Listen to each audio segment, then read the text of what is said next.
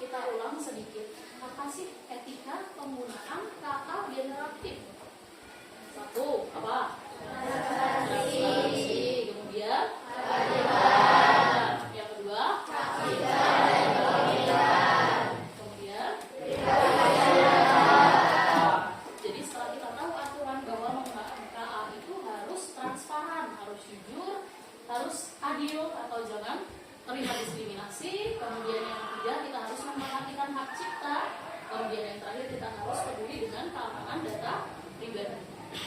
Oke, untuk tujuan belajar hari ini, Ibu nanti di awal akan menjelaskan dulu resiko utama dari penggunaan AI atau penggunaan KA generatif terlebih dahulu. Kemudian yang kedua, kalian harus menunjukkan sikap etis saat menggunakan KA generatif itu sendiri, karena nanti kita membutuhkan tujuan ketiga, yaitu membuat infografis. Jadi saat kalian membuat infografis menggunakan KA, khususnya ChatGPT, kalian harus menunjukkan sikap etisnya. Tadi harus transparan, harus adil, dan peduli dengan data, keamanan data pribadi. Lanjut untuk alur pembelajaran. Nah, alurnya itu sebenarnya sudah diwakili di apa itu kan lihat. Di halaman kedua, bagian awal itu ada memahami, bagian kedua ada mengaplikasi, bagian yang ketiga ada merefleksi. Bagian awal memahami, nanti Ibu akan jelaskan apa sih resiko utama dari penggunaan KA. Kemudian setelah Ibu jelaskan, kalian bisa merangkumnya, informasi yang kalian dapat di apa ini namanya kalau seperti ini, map atau peta konsep. Merangkumnya dalam bentuk peta konsep, jadi supaya lebih sederhana dan mudah kalian pahami. Kemudian tahap kedua adalah mengaplikasikan.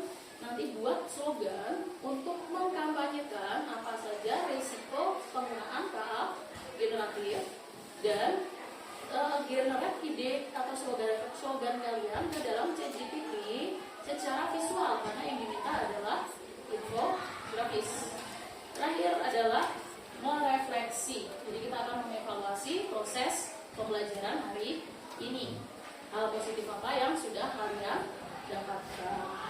Mungkin sebelum dimulai penjelasannya tidak ada. Kalau tidak ada, kita masuk ke resiko KA generatif. Yang pertama ada penyalahgunaan dan hoax. Nah, sebelum ini kita kembali ke halaman pertama. Di sana ada siapa tokoh terkenal yang kalian lihat? Prabowo sama Donald Trump. Lagi nyukur jenggot. Nah, pertanyaan Ibu, di situ benar nggak sih Trump nyukur jenggotnya Prabowo? Berarti bukan gambar asli. Apakah itu hasil AI? Ya. Nah, itu juga ternyata resiko dari penggunaan AI atau penggunaan KA. Salah satunya adalah gambar orang terkenal yang tiba-tiba saling berdampingan dengan melakukan aktivitas yang mungkin sedikit tidak masuk akal. Kalian bisa identifikasi itu dari mana? Kenapa? Dari mana? Ya, latar kegiatan tidak sesuai. Coba pendapat kedua, apalagi yang membuat kalian menyadari bahwa itu adalah hasil KA. Ada apa? Boleh? Warnanya bagaimana? Warnanya terlalu mencolok, warnanya terlalu tidak masuk akal untuk gambar asli, gitu ya mungkin maksudnya. Oke, terima kasih yang sudah mengeluarkan pendapat. Selain itu kita bisa melihat grafisnya di situ tidak terlalu halus seperti saat kita mengambil foto secara empat, ya. Nah, dari gambar di sampul itu ternyata sudah masuk ke resiko yang pertama, penyalahgunaan dan hoax. Karena kecerdasan artifisial atau KA generatif itu bisa menciptakan teks, gambar, video, dan suara yang sangat menyerupai hasil manusia. Akhirnya apa? Orang-orang menjadi rentan terhadap penipuan. Salah satunya penyalahgunaan gambar dua orang terkenal tadi. Bisa dipahami? Oke, lanjut ke resiko yang kedua. Yang kedua adalah bias dan ketidakadilan hasil KA generatif.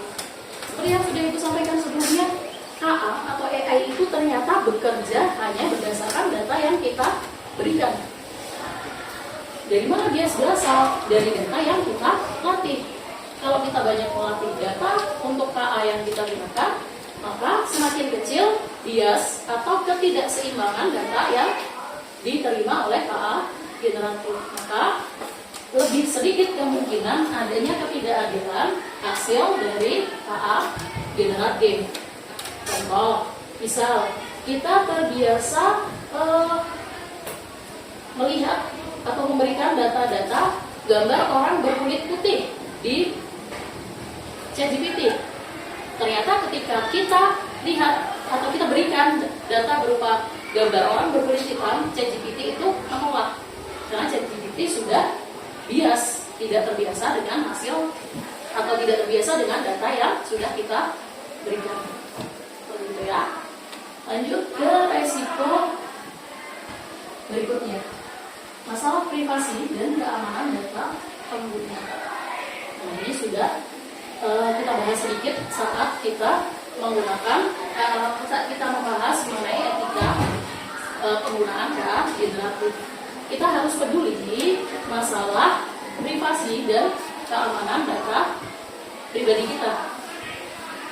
Secara tidak kita sadari, KA itu ternyata membaca data yang sudah kita berikan baik melalui aplikasi maupun data yang tersimpan di HP kita.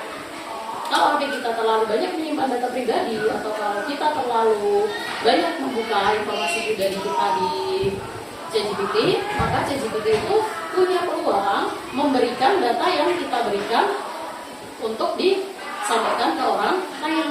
Akhirnya terjadi apa? Pelanggaran masalah privasi dan keamanan data pengguna. Oke, yang terakhir adalah deepfake konten palsu yang terlihat sangat nyata. Sebelumnya apakah kalian sudah pernah melihat konten deepfake? Ada yang belum, ada yang belum. Coba diingat lagi. Tadi sebelumnya Ibu menyampaikan gambar siapa? Dan Donald Trump. Itu sebenarnya juga salah satu produk deepfake, konten palsu yang terlihat sangat nyata. Jadi begitulah kurang lebih resiko dari KA generatif yang bisa kita dapatkan. Tadi yang pertama ada apa? Penyalahgunaan dan hoax, betul. Yang kedua apa?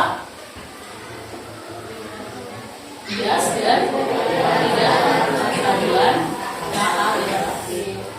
Yang ketiga, masalah privasi dan keamanan data pengguna, dan yang terakhir adalah konten palsu yang terlihat sangat. Sampai sini ada yang mau ditanyakan dulu mungkin? Kalau tidak ada, kita lanjut ke tugas proyek kita. Nah, tugas proyek kita nanti adalah membuat infografis. Tapi sebelum itu, silakan LKPD di bagian A atau memahami dilengkapi terlebih dahulu.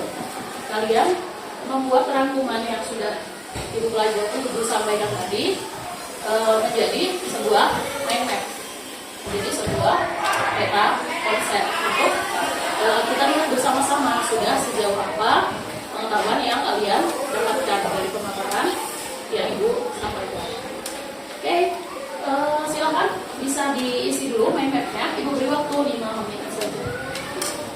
Setelah itu Ibu lanjutkan instruksi untuk tugas proyek infografisnya.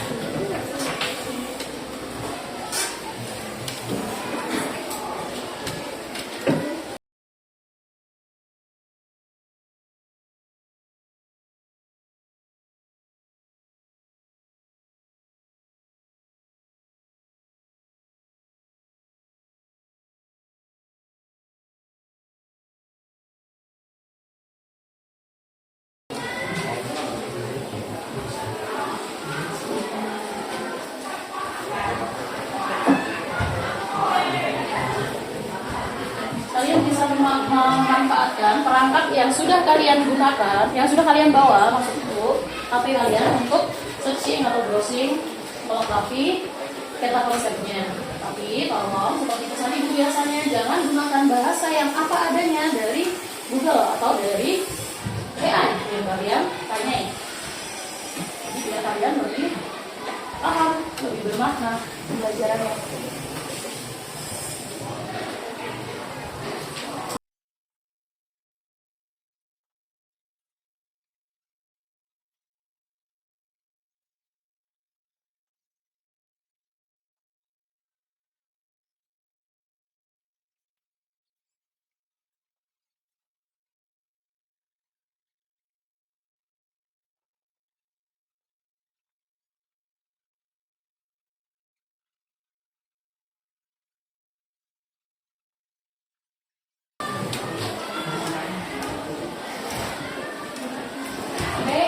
Cukup ya untuk membuat meta konsepnya. Sekarang kita beralih ke bagian B. Di sana ada mengaplikasi. Mengaplikasi itu tugasnya adalah kalian mendapat proyek untuk menciptakan slogan kampanye dari resiko penggunaan KA generatif atau resiko penggunaan AI generatif. Nah, buatlah sebuah slogan. Temanya adalah pahami risikonya, bertanggung jawablah dalam penggunaan KA generatif. Berikutnya, yang kedua, dari slogan tersebut silakan generate menggunakan ChatGPT untuk membuat infografis. Jadi untuk membuat infografis, sertakan slogan yang kalian pilih. Kalau sudah, hasil infografisnya boleh dikumpulkan melalui link atau QR code yang terlampir. Itu adalah Google Form tempat kalian mengumpulkan tugas. Berikutnya, yang terakhir adalah kalian nanti mempresentasikan hasil infografis secara singkat. Cukup sampaikan slogan kalian apa, pesan yang ingin kalian sampaikan dari infografis itu adalah apa saja poinnya. Sampai sini ada pertanyaan? Ada kesulitan dalam menggunakan ChatGPT? Oke, silakan. Boleh melanjutkan ke bagian aplikasi. Lanjutkan untuk bekerja dalam kelompok selama 15 menit. Ya.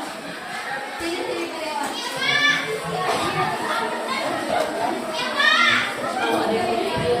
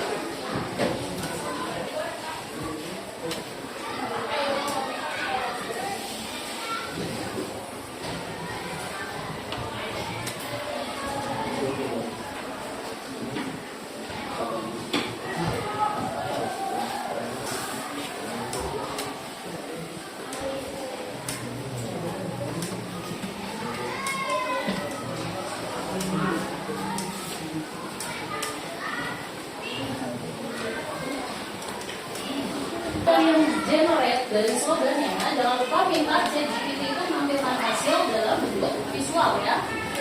Khawatirnya kalau kalian tidak menampilkan bentuk visual, kalian akan mendapat teks saja.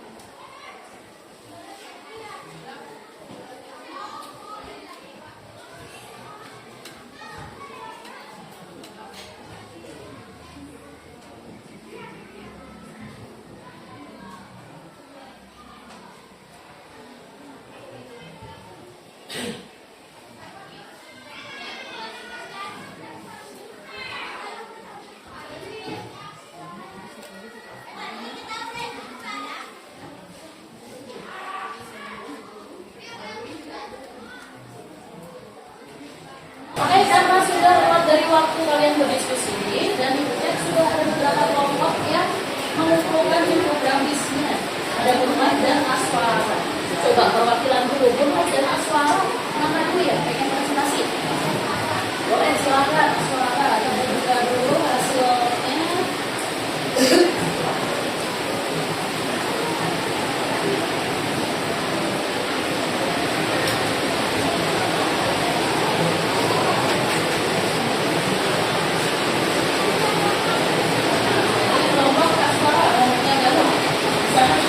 Ada gambar 100 permen, silahkan perwakilan dari kelompok Aswara.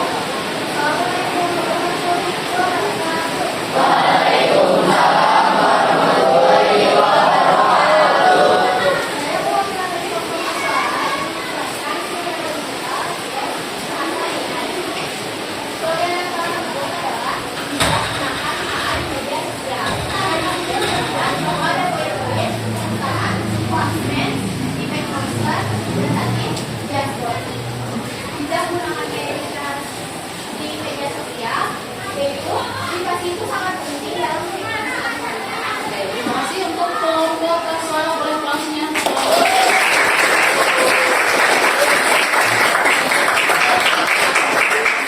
Sedikit ibu simpulkan dari kelompok Aswara itu muncul poin-poin yang sebelumnya sudah kita bahas. Ada hoax, kemudian defect, kemudian datatif atau pencurian data, dan juga bias yang mewakili kebiasaan atau ketidakadilan data. Oke, terima kasih kelompok Aswara yang sudah berhasil generate. Mungkin beberapa kelompok terkendala teknis, tidak apa-apa. Lanjut berikutnya yang sudah mengumpulkan adalah kelompok mulai. Bersedia presentasi mungkin? Oke, silakan.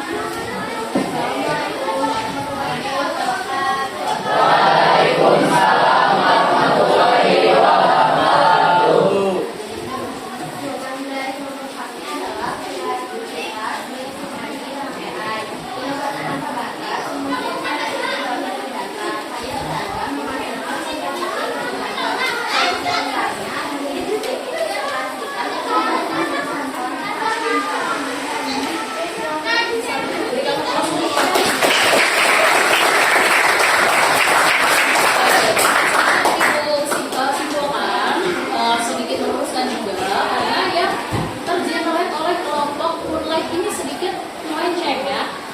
Tidak masalah, kalian setidaknya sudah berusaha untuk melakukan pembelajaran generate infografis menggunakan KA berupa ChatGPT. Kira-kira menurut kalian apa yang membuat ketidaksinkronan ini? Ada yang bisa menjawab? Mungkin karena apa?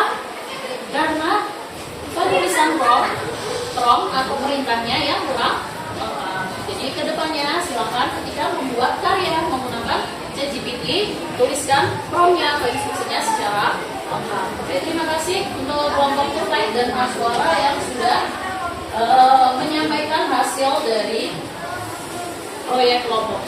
Lanjut ke tahap terakhir. Yang belum mendapatkan kesempatan untuk presentasi, mohon jangan berkecil hati. Bukan karena ibu pilih-pilih untuk mempresentasikan, nanti ada saatnya giliran kalian ya. Kita lanjut ke refleksi pertemuan hari ini. Ya, kelompok mana yang boleh menyampaikan apa saja sih hal penting yang kita dapat hari ini dan bagaimana kalian akan menggunakan KA setelah memahami etika dan resikonya. Ya, kelompok mana? Ya, siap. Oke, boleh. Kelompok apa namanya? Saya perwakilan dari kelompok Yaris. Oke. Lanjut, kelompok Yaris ya. Yati. Oke, lanjut. Saya akan mempresentasikan cara refleksi. 1. Kami mempelajari tentang risiko penggunaan KA generatif yang tidak bertanggung jawab. 2. Kami akan menggunakan KA yang lebih bertanggung jawab agar bisa menghindari dari pembangunan data pribadi dan fakta. Oke, terima kasih untuk kelompok yang barusan menyampaikan refleksinya. Berikan Jadi belajar hari ini kalian sudah memahami resiko dalam menggunakan KA. Ibu harap setelah ini kalian bisa lebih berhati-hati dalam menggunakan KA. Apalagi kalian sudah paham mengenai etikanya, kalian sudah lebih tahu aturannya. Kalian harus bisa melakukan poin 2 seperti yang disampaikan oleh kelompok Yari tadi. Kita harus bertanggung jawab untuk melakukan kita harus bertanggung jawab dalam menggunakan KA. Jadi supaya kita terhindar dari resikonya dan kita sudah lebih paham dari etikanya, kita harus lebih bertanggung jawab. Untuk pertemuan hari ini ada yang mau ditanyakan barangkali? Kalau tidak ada, setelah ini Ibu akhiri, tapi sebelumnya nanti kita di pekan depan akan belajar mengenai produksi dan diseminasi konten digital. Jadi kita lebih dalam menggunakan KA. Untuk pertemuan hari ini Ibu cukupkan, kurang lebihnya Ibu mohon maaf. Semoga kalian dapat menerapkan ilmu yang hari ini kalian dapat ke orang-orang di sekitar kalian. Terima kasih untuk perhatiannya. Wassalamualaikum warahmatullahi wabarakatuh.